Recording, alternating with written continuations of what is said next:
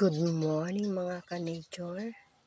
Dito naman tayo sa aking bulaklak na nasa garden. Sa maliit kong garden. Ito, ang laki-laki niya. Ang tawag sa kanya ay giant torx. Ibig sabihin, sa Tagalog, malaking sulo. Kasi yung forma niya, yan. Ang tagal niyang matuyo. Kasi yung petals niya, marami. Pag naubos na yan, saka na siya matutuyo. Ganda. Yung kulay niya hindi gaanong pulang-pula. Malapit siya sa pink, malapit sa orange. Yan. Ito ang kanyang puno. Yan. Mataas.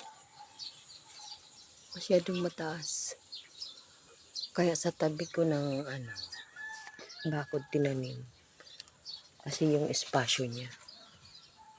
Maraming espasyo siyang nagagamit. Pero dahil sa gustong-gusto ko siya, dito siya. Di ba ang ganda? Medyo binawasan ko yung mga puno niya kasi masyado nang marami. Madali siyang tumubo, dumami. Maganda sana kasi bibigyan ka ng maraming bulaklak. Kasi yung espasyo ko dito maliit lang. Maliit lang ang garden ko. Pinagkakasya-kasya ko sila.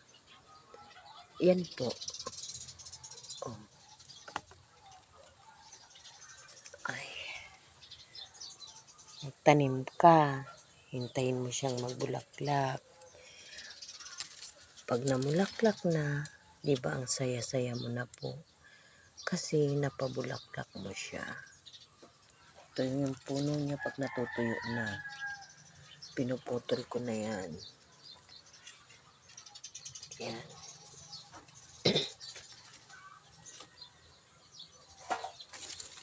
Ang laki kasi ng niya. Down niya yan. Yan. Hindi siya mahirap alagaan.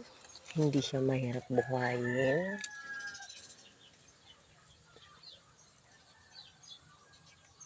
Yan.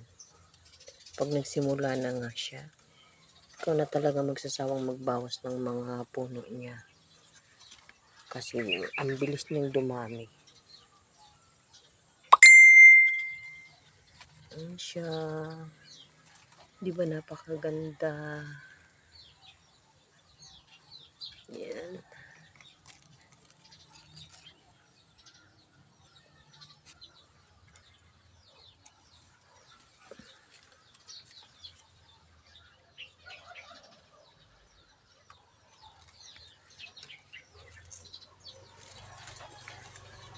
Yan. Yan lang po mga ka-nature. Sana po i-like nyo naman po. Saka pindutin ang bell para sa mga sunod pang mga video, mga lang, short videos para sa mga halaman ko. Saka sa ibang halaman na halimbawa may madaanan ako maganda. Para naman makita nyo. Kasi yung ibang halaman wala sa ibang lugar. Hindi sila tumutubo. Kahit dito sa Bicol may mga halaman din na hindi tumutubo. Yung mga halaman na sa malamig, pang malamig hindi pwede dito. Ayan.